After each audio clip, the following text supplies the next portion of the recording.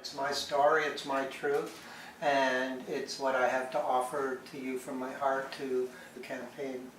Growing up on a military base, Air Transport Command at Trenton, Ontario, I learned a particular version of Canada, its role in history and its role in the world in my school days. At home, I experienced a turbulent upbringing, with my father frequently in the hospital as a result of being tortured as a prisoner of war, and my mother worked evening shifts at the Bata shoe factory to help make ends meet.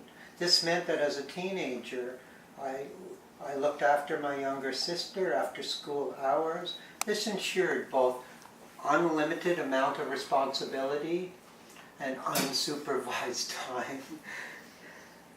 I miss those joyous teenage years, acted out in the classroom, fought in the schoolyard, just to gain the attention that I craved at home. I only learned later that others grew up differently.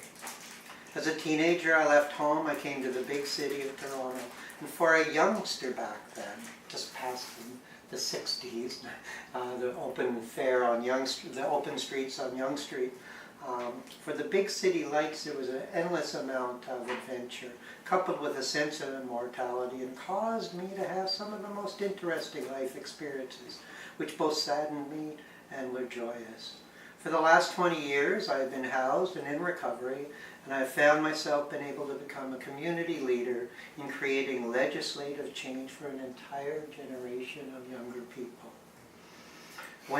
Recently, when the mayor gave me the key to the city, he turned to me and said, "Susan, I know you've had it hard.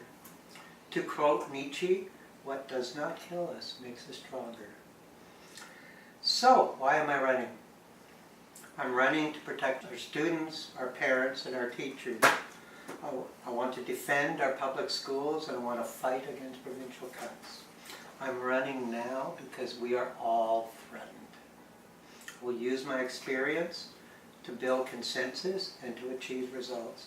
We'll demonstrate those results by saving our crumbling schools and restoring our cuts to curriculum.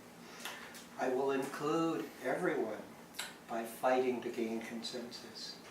Just last weekend, I had the good fortune to march in the Trans March, Dyke March, and Pride Parade. Not all, actually, Capital Pride. First draft of notes. On the Sunday, we, along with QP Ontario, we carried a banner saying "Sex Ed Saves Lives." That video clip I can watch that over and over and over again.